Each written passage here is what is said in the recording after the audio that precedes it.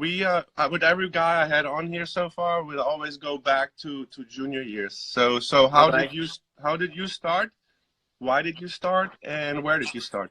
Well, I started back in my old city, which is like 20 minutes from Belgrade, Stara Pazova, and I wanted to play football like every other kid in Serbia, but I was too young. They didn't have any football training camps for this age group. Mm-hmm. And one day I was with my parents in a tennis club. They had like a pizzeria. I just went for a pizza and just give it a go with a few balls. And since then I never stopped. I actually went to two football lessons, and it was a lot of kids there, and you touch the ball every 15 minutes. And I just said, this is not for me. So let's stick to tennis. And then I had a big transition when I was like going out from juniors, where I was deciding what to do, if I should go to college and play college tennis or go pro, because in juniors I was not very successful. I was around 130, and Wait, you don't see many ITF or in ITF. Serbia? You don't see many Okay. pros that being that bad in the juniors, but it worked out well for me, and I'm happy that I stick with what I wanted to do as a kid. And if you put it in a perspective, it's one of the best jobs you can do. You travel the world, meet so many fantastic people, and you do what you love. So I cannot complain. So, I talked to my friend Damir Jumo. You guys obviously know Yeah. each other. So Damir said too, and I was surprised actually when he was 16. Do I go to college or 17? And then he talked to his dad and mom a lot. I was surprised because I grew up in Germany, but my parents are from Croatia, and at that time, like college tennis, I didn't know that was still in the Balkan area, that's still that was an option Yeah, already at that time. I have a lot of friends of mine who went to college and then now they live in the US. I always feel good playing tournaments there because I get to visit all of them. And it's a big opportunity because, you get a scholarship into a good schools. And for me, it doesn't sound like a bad option. Obviously, professional tennis is a little bit different. But anyways, if somebody decides to go that way, I mean, it's good to get that academic knowledge and invest in yourself in a different area. Me personally, if I went to college, I don't think I would try to go pro after college. So I would stick with school and just do what I studied after college. But when I was 18, 19, I had one point in my career where I thought that maybe that's an option, but I sit with my parents. They were giving me great advices, and they were always supportive. And at this time in tennis in Serbia, when I was growing up, we didn't have Novak and all these guys, so it was really unknown, and not many tennis players from Serbia. Actually, since Boba, we didn't have anybody since the Yugoslavia broke. So we actually didn't know what to expect going into the professional tennis, and it was just something new. And basically, when you look at the odds, it was like 1% of the people make it in tennis, which is not the best, not the best odds. But I was doing what I love, and I was always giving my best, and my parents were supportive enough to see that and to see that I'm enjoying. And I'm personally grateful to them that they were always thinking up to me, even when nobody else believed in me. They were always there, and they believed that I can play on the top level. And it was successful as a project. And from these countries, from Balkan and other regions that don't have good federations, it's basically like a family project, because you don't get support. It's tough to get good conditions. It's tough to get money from federation, because the federation is struggling as well. So in this kind of environment, it's really, really rare that we have so many good players. Do you think it changed a little bit? So you mentioned when you were playing, I think Janko is a little bit older than you, but at that time, Janko was playing out there, and then now having Novak, Janko, so many guys that open academies in Serbia. Do you think it for the future that's going to help a little bit? It's going to be easier for the kids? Yeah, I think that the next wave it should come when all of guys who are on tour now retire, and when they bring their knowledge back home, and when they use their influence to help other players. And we can see with Janko that he's trying to expand his academies all over the world, and Novak probably doesn't have enough time, but when he retires at one point in a career, I think he's gonna want to get back to the place where everything started, and I try to help so many kids, because the way I see it is, if we have so many players for so many for so few people that live in Serbia, we're basically like, I don't know, half of a city in China. We're just 7 million people here, and we have 5, 6, 7 players in top 100, so that's a lot. So if we had the right system and the right coaching and everything correct, I believe that we would have even more. I mean, when you look France or Spain, the tennis is in their history. The tennis in history in Serbia is not that old, but you know, we can build it up. We can make it a national sport, because I think that Balkan people are very talented in group sports, in sports in general. So even if with the right mentality and the right coaching and the right conditions, and if you have enough tennis clubs, enough academies, enough personnel, what they're doing, and tournaments as well. You know, 15, 20 years ago, players from Serbia that were like ranked 500 in the world, it was a big success, because you didn't have a lot of tournaments around. You had satellites, and it was completely different. So now you have a lot of players that also come up to top 200, top 300, and then they're a little bit struggling there. But I feel that there, what you need is either to be much better than the rest, or to have the right coach at the time, but you need to afford the right coach. So there's a lot of little things that can improve, and if we get this thing right, then we can have, like, we can produce players regularly every year. And I think this is what needs to happen in Serbia. Yeah, I like that. It's like, and I think it will be more and more like Croatia as well. You know, like, I hope all the guys like Martin, my friend, you know, like when he's gonna retire one day, I hope we're gonna have more people coming. And yeah, as you said, I agree with you on that one. So Dusan, when you played, so you played, like I had yesterday Danilo on there, right? He's live as well, Petrovic, and what I wanted to ask you is, so he grinding all the years playing futures and, you know, challengers, and you know, until you break into the top 100, you know, it took you as well a couple of years.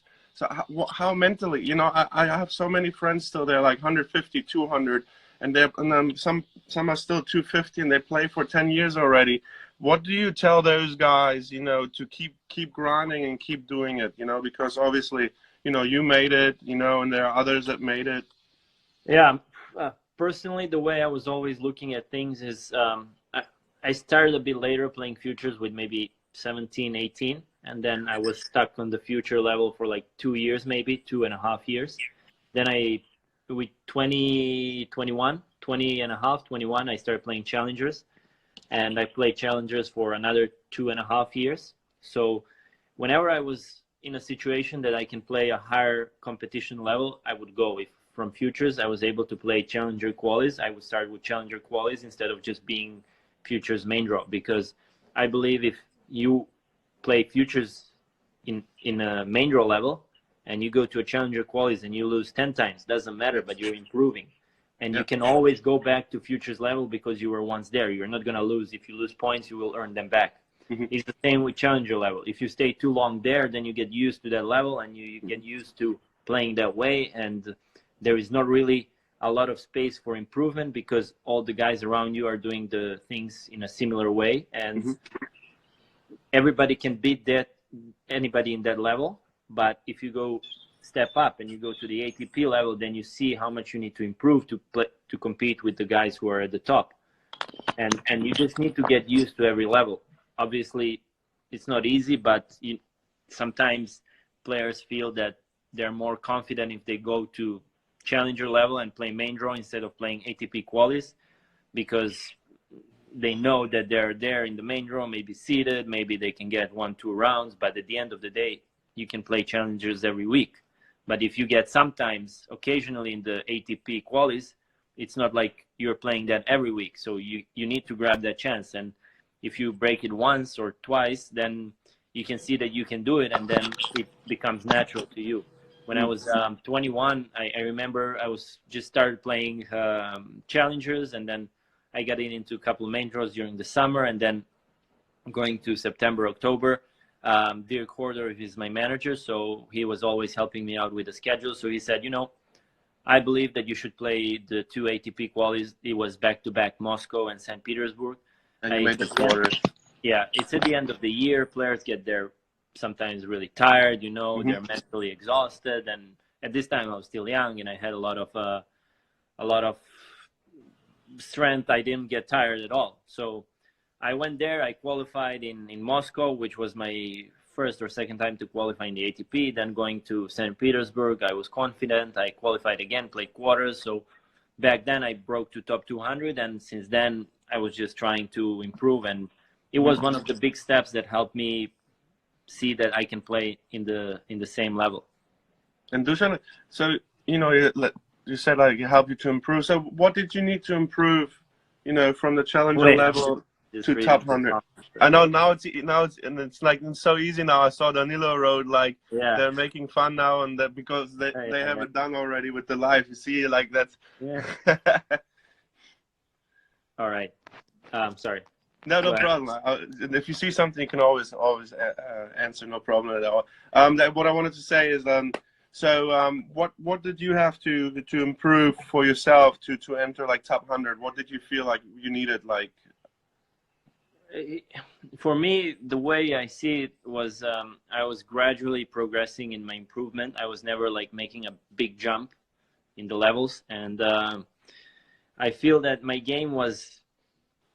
I had good shots, but I was never like able to put my game in the right way to play tactically well. And the biggest jump was not for me breaking top 100. I feel it was breaking top 50, and starting with Jose, my current coach, and the whole team is when I really made the difference. And we started working on my weapons and how to use them on the court in a different situation, because you can play a great shot, but it doesn't mean that it's necessarily going to win you the point, because tactically it was not the right decision.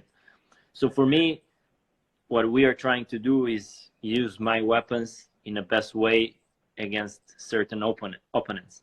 So when I started like trying to use my forehand as a weapon and try to play my forehand as much as I can on the tennis court, that's when I started feeling improvement. Obviously, we had to improve the forehand as well, but it comes more naturally when you have that mentality in your head that you want to attack and dominate with the forehand.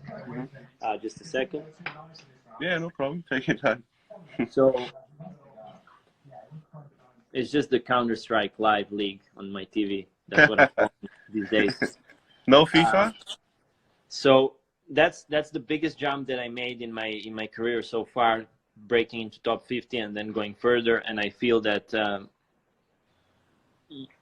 a lot of players on this level have all the shots that are very good technically, and they can play any shot from any position. But what makes the difference is where you put that shot, and if you do it with the right plan. And I think that in any level, this is very important. But on the other hand, if you are in a level below and you're having difficulties with playing forehand cross-court 50 times, it's not going to help you if you do the right things. I don't know, eating well. First, you need to learn how to hit the forehand, learn how to hit the backhand. And then when you get to that point that eating well is making a difference for you, then you start doing that thing. So the basic thing is the basic. Yeah, exactly. So that's the way I was always looking at tennis, and it worked out last couple of years. I really started feeling that I can play at the top level for longer than just one match or 1 week. Okay. So Dusan, like, you know, serve and return obviously is like super big, you know. With Novak, you have Craig O'Shaughnessy, a friend of mine, you know, who works with him with data and analyzing things. And he said, like, you know, Novak has one of the best backhands in the game, like, right? But like, you still needed to make the forehand like even more powerful, because 70% of the shots are hit with forehands, right? So yeah, exactly. You can see with him on the court, even if he has an easy ball, which is on the maybe backhand side, but if he can take it with a forehand, he will, because you open the angles much more, and it's basic geometry. Yeah, like with the return as well, I guess. So Novak was one of the like first who returned a lot to the middle, right? So, and either like to the middle forehand or backhand, depending on who he's playing. So yeah, as you said, I think that's for any level, that's a good insight and good input especially for the guys that playing like satellites, you know, futures, like that they see, you know, that they need to work on the strategy part.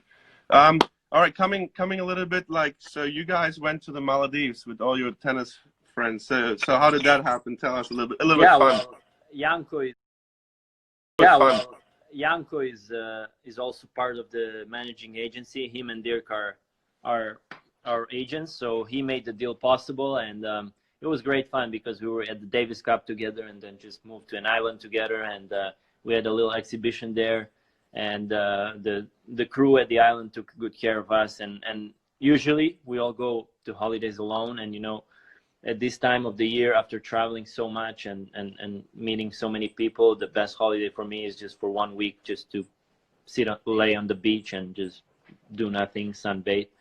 But this was a lot of fun because all of us are great friends off the court, and we personally hang out when we are at home as well. So it's not just on the tournaments. And in this case, it was really a lot of fun, and I think that it changes the way that we do holidays, because we recharge energy, we recharge our batteries as well, and it was great fun, and it was really productive. Yeah, nice. And then talking about Janko, you know, like having him in a team, you know, when he was young, he was, I think, 17 or 18. He played Challenger in Germany, in Wolfsburg, came to Berlin, where I'm from, and I hit with him a couple of times. I'll never forget, I tell everybody the story that I meet, especially my kids. You know, you're done playing, right, and you see a guy with tattoos, and it's Friday evening, we played, right, so only his father was there, and Vladimir Stojakovic, like, he's in Berlin, he was like hitting, you know, so we were hitting, and we're done, and I was like, hey, Janko, you know, I had a friend who had a nightclub, a nice nightclub, you know, Toby is his name, he's on here too, and then I was like, Janko, idemo, let's go out, you know, and then he's like, I will never forget that. It's like Friday night is Davor. I can't, I don't do that stuff. I was like, what do you mean? It's like, tomorrow morning I have a program for my fitness coach. I have to do that. And yeah, I was like, very weird for Janko. He used to party a lot when he was yeah, but like, no, that I was like, but he told me I have to work out in the morning. Sorry, man. I was like, whoa, I'll never forget that. That struck with me. So, you know, that's when I met Janko, very, very nice guy. So it's probably one of the best guys you can have in a team. All right, let's go to Monte Carlo. That was the jump from I guess from 50-ish to like 20-ish in the rankings. That was not a bad week. Yeah. tell us a little bit about, because so many guys want to listen. So how did you mentally enter that? You just that tournament I didn't know if I was gonna play, because I was sick. I was taking antibiotics like literally in the half week of the tournament. So I stopped maybe taking antibiotics on Tuesday, Wednesday. So that's basically a second round. I was in Barcelona, flying to Monaco, and my idea was just to go there and see how I feel, and if I don't feel good, I should pull out of the tournament. And on Thursday, I didn't practice. I flew on Friday morning, and on Friday afternoon, I practiced with Rafa there. And it was a really good practice session. And I was feeling okay physically, and just taking antibiotics, last 3-4 days of antibiotics, I didn't have any physical issues. So I said, okay, let's give it a go. Let's try it. And without any expectations, I probably played the best week of my life. And in tennis, most of the times it comes up like that, you know, without any expectations. You go out there and all of a sudden you play your best tennis. And since the first match, I really felt great on the court, even though I didn't really prepare for the tournament the way we wanted, and it came out great. I think that I also improved my level from day to day in every match that I played. Finals was tough because Fabio was really playing well that week. I mean, he struggled in the first round against Rublev. Rublev, I think, even had match points or something like that. So he was on the edge of just not making the first round, and in the end, winning the tournament. These things happens in tennis, but anyways, it was way more positive things for me than just losing in the finals. But the most positive thing for me was beating the top players from day to day, and this was, I think, the big improvement in my mentality. And then, Dusan, when you play like team, like, can you tell us, like, you know, what game plan, like, do you have? I mean, you play a guy like Team, you know, who can hit the ball so hard. He can be like 40 feet behind the baseline and still can put pressure on his opponents. You know, great. Yeah, well, yeah, Domi beat me actually 5 times before that, all 5 on clay, and I really didn't have much chances in the previous matches.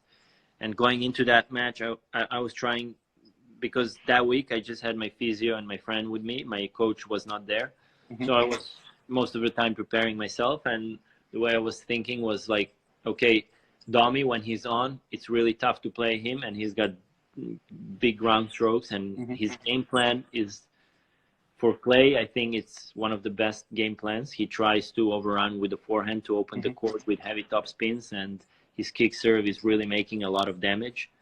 And on the other side, I know that he doesn't really change that much his game plan, because the way he plays, it's just if he is able to do what he does, it's really tough to counterattack that.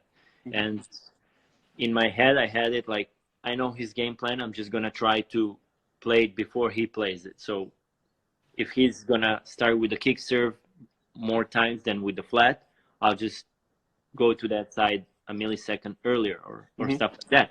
And then when he tries to hit the forehand, I will move to the backhand side, because that's where he wants to go first.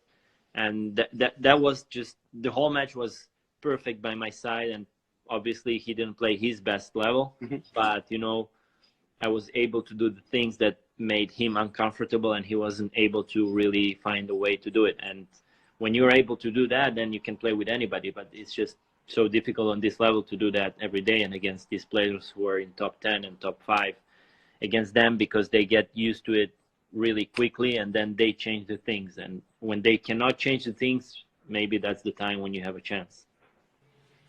All right, let's go to doubles a little bit. So you started to play with Nikola a little bit more. How did that start? And yeah, let's go with that first. How do you guys start it?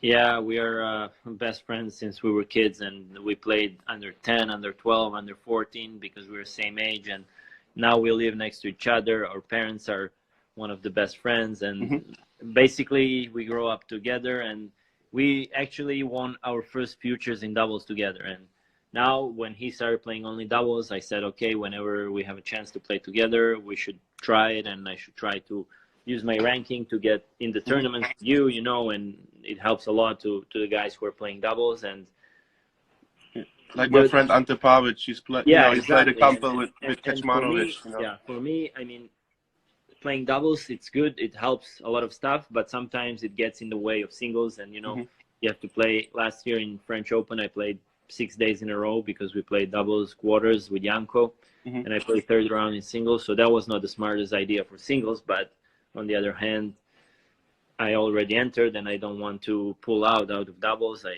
I just feel that if I commit to something, I should do it. And on the other hand, playing with Nikola is a lot of fun, because we know each other so well, and we practice so many times, and it's really enjoying the court. And if we can enjoy and win some matches, even better. Now we played this year 2 times, Australian Open and Acapulco. In Acapulco, we played semi-finals, so it was really good. I think that he has a quality to climb enough to play doubles on the top level, and he just need to find the right partner. And in doubles, it's like that. If you find the partner that you can fit well with, and you guys improve together, then it's much easier than if you have to change the partners every week like he's doing right now. And up to me is like, I'm trying to help him out, but obviously we cannot play every week together, because it would be too much for me. And then if I'm getting tired, and then I'm not helping him enough. So it's better if you could find the partner for himself through the whole season. And I try also to help him out as much as I can. And I think that's the perfect combination. I love that. As I said, you know, Ante played a couple, he usually plays with Brkic, but then, you know, Cilic played a couple of times with Brkic, and then Ante played a couple of times with Miomir. So I think that's great of you guys, you know, and as you said, you guys are best friends, so that comes with that. That's awesome. Just a couple more. ATP Cup. How did you? I asked the other guy, how did you like it? Yeah, it was great. It was the first time that the event like that was held. I mean, in this kind of level, and going in there, we didn't expect so many fans from Serbia coming up every day. but that was just an incredible So many experience. Yeah, just playing in front of so many people supporting you, it just gives you an extra boost. And to win it for the first time, I mean, it's the week that you always remember, because we were together the whole week, hanging out, staying in the same place, playing cards, having fun. And it was like you go away with your friends for like 5 days and you win a tournament at the end. So it came out great. But I think that the whole concept of the ATP Cup, it's really good.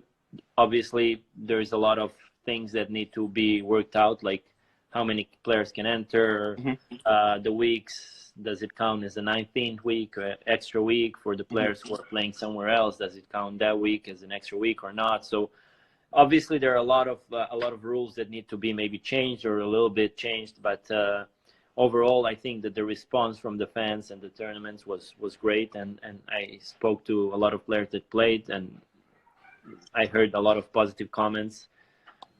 The things that really maybe affect some players are that the players who are going but not playing singles, and they could play singles somewhere else. It's maybe a little bit tricky, but at the end of the day, it was a team competition, and that's how we approached it.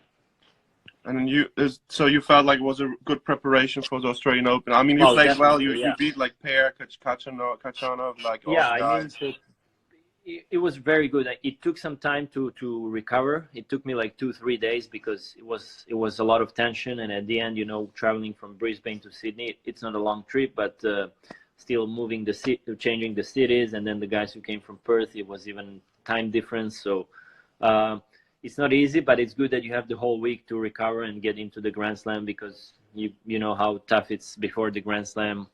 All the players come in, and it's a lot of people and a lot of pressure. So it was good that there was a week in between, and a lot of players that played good in the ATP Cup came and played good in the Australian Open. And Novak, for example, you could see that he started off the year unbelievable. So I think that the timing was perfect for that kind of event.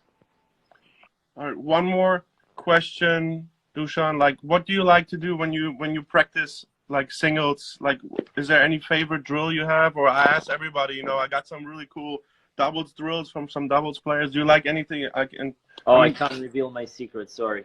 Joking. Yeah. One of my favorite drills is actually when the opponent is staying in the forehand corner, and he plays 3 forehands, cross court, middle, down the line, and you try to play forehand, forehand, forehand. And then you start running forehand, cross court, back to him. So he is playing 3 forehands. You're trying to play inside in, and then he opens the court to the cross court, like trying to go for the winner, and you try to save. And after that, you start the point again. So this drill for like 2-3 times to go in 3-4 shots. So that's like maybe 10-12 shots in the total for like 2-3 series or something like that. And I try to do this whenever I change surfaces. Obviously on clay much more, because the points are longer, but something like that is the thing that I work most. Okay. Awesome. So in one of the drills you use the taekwondo target. Can you explain? That's one of the comments. My fitness coach, actually, he's from Argentina, Javier Capitain. He used to work with a lot of Argentinian players and other players. And for me, he does fitness in a completely different way. He not improvise, but just makes the exercises himself. And a lot of like martial arts movements are very similar to the movements on tennis court. And that's what we're trying to use. The way to work in fitness is the way that you want to move on tennis court. And the taekwondo target we use just because the racket is too long, and you can get the power with the target, and it really helps the whole chain of motion. No, it's not. All right. Yeah, I didn't even see that one coming. All right. Well, Dusan, I mean, like, that's awesome that you took your time. What I wanted to say is what I love about, all the camaraderie, between the players, like Goran Tosic, another good friend of mine, when you guys are in Australia, for example.